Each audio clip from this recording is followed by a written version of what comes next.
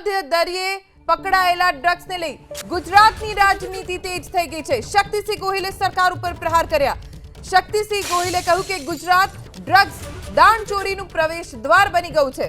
ગુજરાતના દરિયામાંથી અવારનવાર નશીલા પદાર્થ ઝડપાય છે। ડ્રગ્સના વેપારને રોકવામાં સરકાર સંપૂર્ણ નિષ્ફળ હોવાનો પણ આરોપ લગાવ્યો। ડ્રગ્સની હેરાફેરી કરનારના ભૂતકાળમાં ભાજપ નેતાઓ સાથેના કનેક્શન ઉજાગર થયા તેવો દાવ શક્તિસિંહ ગોહિલ તરફથી કરવામાં આવ્યો છે।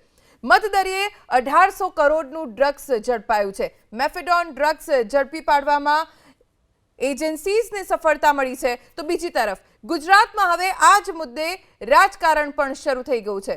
કોંગ્રેસ પ્રદેશ પ્રમુખ શક્તિસિંહ ગોહિલ જેમણે ગઈ રાત્રિના ગુજરાતના દરિયા કિનારેથી 1800 કરોડનું 300 કિલો ડ્રગ્સ ઝડપા મુદ્દે એક્સ ઉપર પોસ્ટ લખી છે। તેમણે કહ્યું કે ગુજરાત ડ્રગ્સ દાણચોરીનું પ્રવેશદ્વાર બન્યું। ગુજરાતના દરિયામાંથી અવારનવાર નશીલા પદાર્થ ઝડપાતા હોય છે।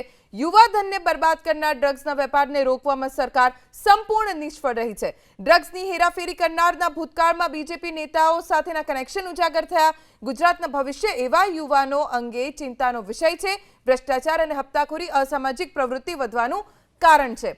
આ ટ્વીટ તેમણે કરી છે સોશિયલ મીડિયા પ્લેટફોર્મ એક્સ ઉપર અને ગુજરાત સરકાર ઉપર સાધ્યું છે નિશાન।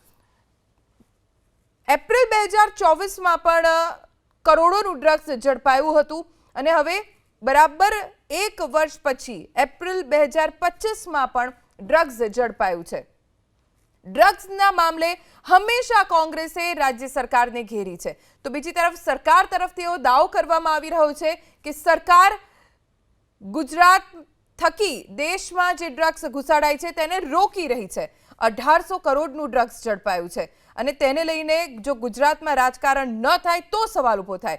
કોંગ્રેસને એક તક મળી છે સરકાર ઉપર નિશાન સાધવાની, ભાજપ ઉપર નિશાન સાધવાની અને થયું પણ એવું જ। ગુજરાત પ્રદેશ કોંગ્રેસના અધ્યક્ષ શક્તિસિંહ ગોહિલ જેમણે સરકાર ઉપર નિશાન સાધ્યું કે ગુજરાત પ્રવેશદ્વાર બની ગયું છે ડ્રગ્સને ઘુસાડવાનું। દેશમાં યુવાધન આ ડ્રગ્સના કારણે બરબાદ થાય છે અને ગુજરાત તેનું પ્રવેશદ્વાર બની રહ્યું છે। સાથે તેમણે આરોપ પણ લગાવ્યો કે સરકારની આવી નીતિઓના કારણે રાજ્યમાં અસામાજિક પ્રવૃત્તિઓ વધી છે। ગુજરાતના દરિયામાંથી અવારનવાર નશીલા પદાર્થ ઝડપાય છે। ડ્રગ્સના વેપારને રોકવામાં સરકાર સંપૂર્ણ નિષ્ફળ સાબિત થઈ હોવાનો આરોપ શક્તિસિંહ ગોહિલે ગુજરાત સરકાર ઉપર લગાવ્યો છે।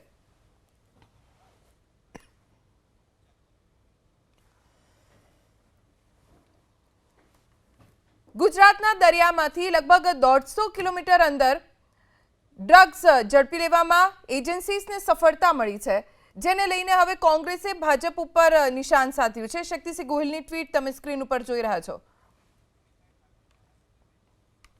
વિજલપુરના ધારાસભ્ય અમિતભાઈ ઠાકર આપણી સાથે જોડાઈ ગયા છે। અમિતભાઈ, આ થવાનું હતું ડ્રગ્સ જ્યારે ઝડપાય છે કોંગ્રેસ સરકાર ઉપર આરોપ લગાવતું હોય છે। શક્તિસિંહ ગોહિલે કહ્યું છે કે ડ્રગ્સના વેપારને રોકવામાં સરકાર સંપૂર્ણ નિષ્ફળ ગઈ છે। બેન, જેટલા કિલો ડ્રગ્સ પકડાય છે આ પકડાવવા માટે જો પોલીસ સતર્ક ના હોય, સરકારની ઝીરો ટોલરન્સની નીતિ ના હોય તો આ પકડાય કેવી રીતે? પકડાય છે એ જરૂરી છે અને એના માટે સરકાર ગંભીરતાથી કામ કરી રહી છે। એટલે ન પકડાતું હોય ને વિરોધ પક્ષના નેતા બોલે તો સમજ્યા, પકડાય છે તો પછી એમને શું પેટમાં દુખે છે એ તો એ જ કહી શકશે, અમે ક્યાંથી કહીએ એને। પણ અમિતભાઈ, એ બી તો હકીકત છે કે ગત વર્ષે આ જ સમય હતો એપ્રિલ 2024 અને ત્યારે કરોડોનું ડ્રગ્સ ઝડપાયું।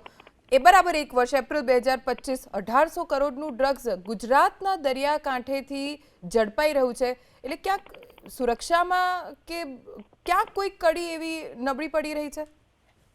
એને હવે સામાન્ય સમજનો વિષય છે કે દરિયો એ ગુજરાતને 1600 કિલોમીટરનો કિનારો છે અને ત્યાં જે દુશ્મન દેશો છે અથવા જે ભારતને નબળા પાડનારા લોકો છે એ આપણા પડોશી છે, એ આપણું વિધાતાએ નક્કી કરેલો પડોશ છે અને એ આ ધંધામાં સામેલ છે। એ જ્યાંથી આવવાના છે તો પ્લેન માર્ગે આવવાના નથી, એ દરિયા માર્ગે જ આવવાના છે। અને દરિયા માર્ગે આવે ત્યારે નસીબ છે કે ભાજપની સરકાર છે કે જે નરેન્દ્રભાઈ મોદી અને અમિતભાઈ શાહના નેતૃત્વમાં આ બધા જ વિષયની અંદર ઝીરો ટોલરન્સની નીતિ રાખે છે. એટલે આ વસ્તુને ત્યાં જ રોકી દેવામાં આવે છે. દેશને સુરક્ષિત કરવા માટે દરિયા કાંઠા ઉપર વધારે ચાપતો બંદોબસ્ત રાખી અને આ પ્રકારના લોકોને ત્યાં જ રોકી અને દેશને સુરક્ષિત કરવામાં આવે છે. અમિતભાઈ, આભાર એબીપી અસ્મિતા સાથે વાત કરવા માટે. નમસ્કાર. ભાજપના ધારાસભ્ય અમિત ઠાકરે વળતો પ્રહાર કોંગ્રેસ ઉપર કર્યો.